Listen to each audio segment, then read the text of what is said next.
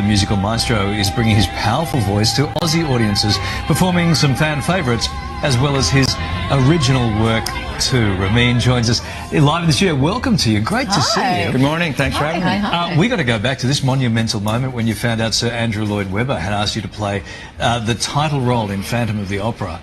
Talk us through. That must be 1,000 dreams come true. Yeah, you know, and it was one of those surreal moments because Phantom was the show I saw as a kid. I thought that'd be pretty cool. I wouldn't mind having a crack at that. Yeah. And you know, coming from a small town in Peterborough, Ontario, we were into hockey. You know, typical boys trying to be tough guys. So to say I want to be the Phantom of the Opera and an actor, right. My mates were like, "Come on!" They would rib me about it. So I made a bet with a friend that I'd become the Phantom, and I had to make good on that. And then when it happened, I remember I was getting my prosthetics put on. The overture started. I couldn't stop laughing. I look in the mirror.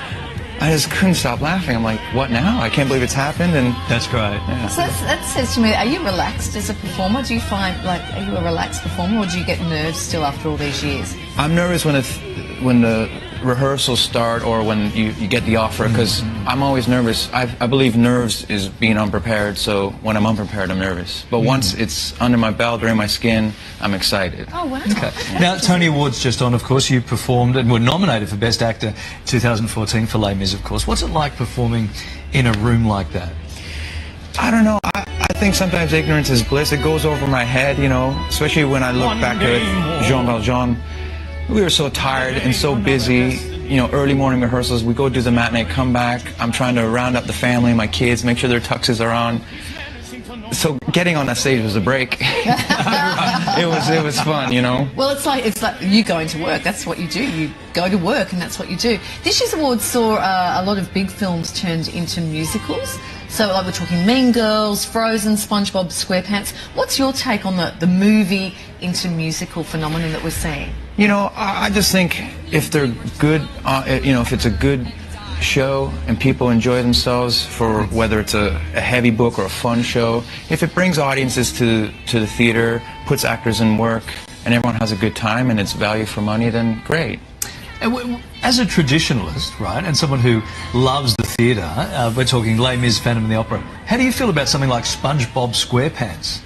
Yeah, I got to reserve my judgment until I get to see it, but you know, on paper it sounds pretty crazy to have this conversation right now. But yeah, you know, I've seen clips of it. There's some talented folks in it, and you know, it is what it is. You know, and I think there's room for everything. I just hope someone who also champions the traditional shows and original pieces, you know, there's a balance. Yeah, sure.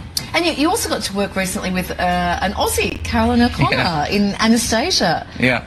What was that experience like? You know, sadly, we didn't actually have moments on stage, but there was 2 points in the show where we were able to have eye contact, and she's just even thinking about those simple moments where if we would catch each other's eye, it would always bring a smile. Yeah, we should do more of that on this show, Kylie, where we don't actually work together. We just have eye contact occasionally. I don't know what you're talking about. What's he talking about? Now, you're touring Australia for the first time. Hard to believe that you've never been here before. You're not just performing the Broadway classics, though.